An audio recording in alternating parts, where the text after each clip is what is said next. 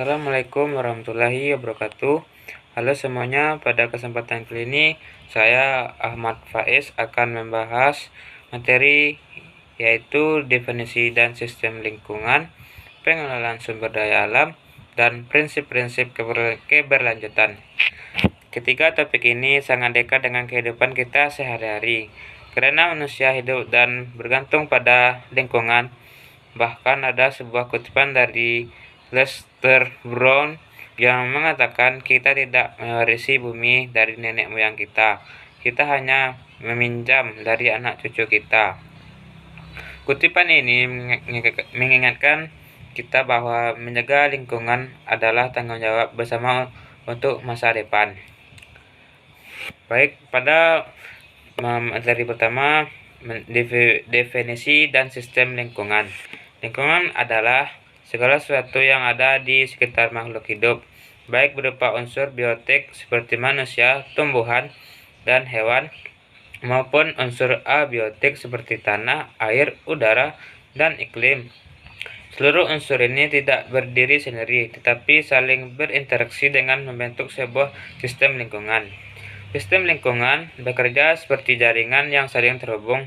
Jika suatu bagian terganggu, maka bagian lainnya akan ikut terdampak. Misalnya ketika sungai tercemar limbah industri, dampaknya tidak hanya pada ikan dan organisme air, tetapi juga merusak kualitas air minum, mengganggu kesehatan masyarakat, bahkan menurunkan produktivitas pertanian. Inilah sebabnya mengapa memahami lingkungan sebagai suatu kesatuan sistem menjadi sangat penting.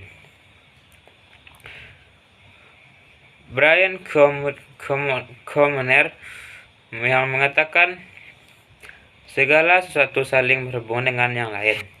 Kutipan ini sangat menggambarkan cara kerja sistem lingkungan.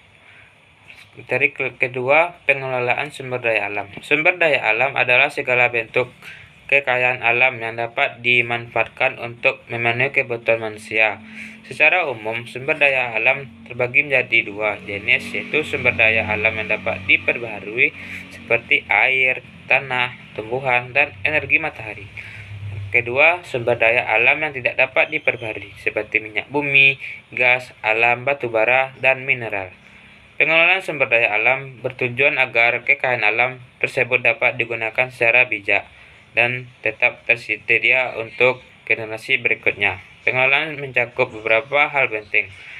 Yang pertama, pemanfaatan secara efisien.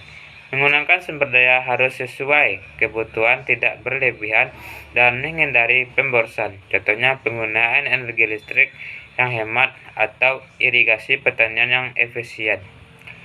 Selanjutnya, pencegahan kerusakan lingkungan. Setiap kegiatan pemanfaatan sumber daya alam harus mempertimbangkan dampaknya.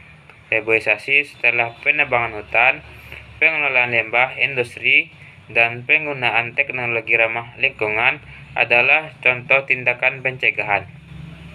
Selanjutnya, konservasi dan perlindungan. Konservasi berarti menjaga dan memulihkan kondisi sumber daya alam. Misalnya menjaga daerah resapan air, melindungi keanekaragaman hayati, atau mengurangi penggunaan plastik untuk menjaga laut tetap bersih. Selanjutnya, peran masyarakat. Pengelolaan sumber daya tidak hanya tanggung jawab pemerintah, tetapi juga membutuhkan dukungan masyarakat, pendidikan lingkungan, gerakan peduli sampah, dan komunitas peduli sungai adalah contoh nyata peran masyarakat. Selanjutnya, prinsip keberlanjutan. Keberlanjutan atau sustainability adalah konsep pembangunan yang bertujuan memenuhi kebutuhan saat ini tanpa mengurangi kemampuan generasi mendatang. Dalam memenuhi kebutuhan mereka, keberlanjutan memiliki 3 pilar utama. Pertama, lingkungan, yang kedua, sosial, yang ketiga, ekonomi.